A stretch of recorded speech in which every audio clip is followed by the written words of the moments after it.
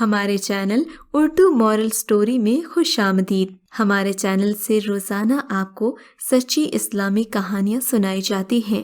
ان کہانیوں میں کوئی نہ کوئی ایسا سبق چھپا ہوتا ہے جو آپ کی زندگی سنوار سکتا ہے۔ آج کا واقعہ بھی ایسا ہی ہے۔ چلیے سنتے ہیں آج کی کہانی۔ ناظرین، پرانے وقتوں کی بات ہے۔ ایک بادشاہ کے دربار میں ایک اجنبی حاضر ہوا اور بادشاہ سے نوکری کا طلبگار ہوا۔ بادشاہ نے جب اس کی قابلیت دریافت کی تو اس نے بتایا کہ وہ سیاسی معاملات میں خاصا عقل و فہم رکھتا ہے۔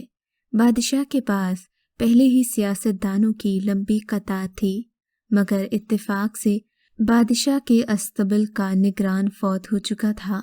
چنانچہ بادشاہ نے اسے اپنے خاص استبل کا ذمہ دار لگا دیا۔ کچھ دن کے بعد بادشاہ نے اس شخص سے اپنے سب سے عزیز گھوڑے کے بارے میں پوچھا۔ نگران نے کہا کہ یہ گھوڑا نسلی نہیں ہے۔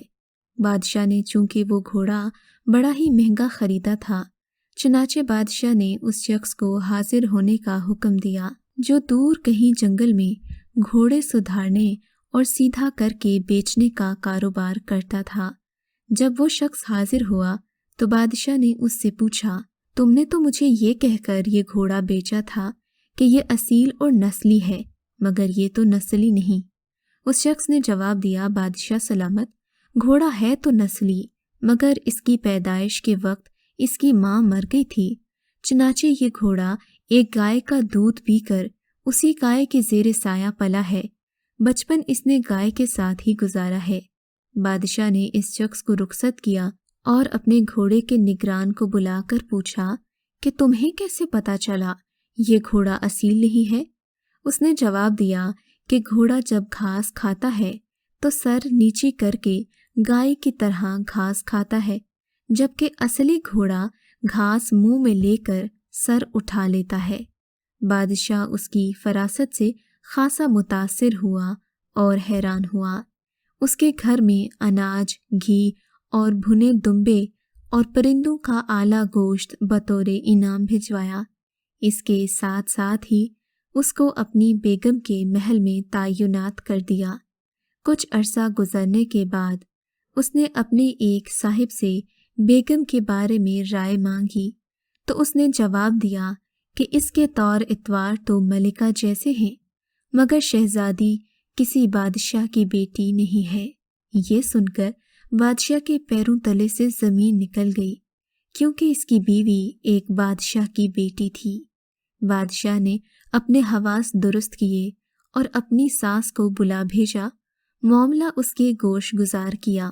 بادشاہ کی ساس نے اسے جواب دیا کہ حقیقت یہ ہے کہ تمہارے باپ نے میرے میاں سے ہماری بیٹی کی پیدائش پر ہی اس کا رشتہ مانگ لیا تھا، مگر ہماری بیٹی 6 ماہ کی عمر میں فوت ہو گئی، چنانچہ ہم نے تمہاری بادشاہت سے قریبی تعلقات قائم کرنے کے لیے اس بچی کو اپنی بیٹی بنا لیا اور اس کی پرورش کر کے تمہارے ساتھ اس کی شادی کر دی۔ اب کی بار بادشاہ بہت حیران ہوا۔ اس نے اس نگران سے دریافت کیا کہ تمہیں کیسے پتا چلا میری بیوی شہزادی نہیں؟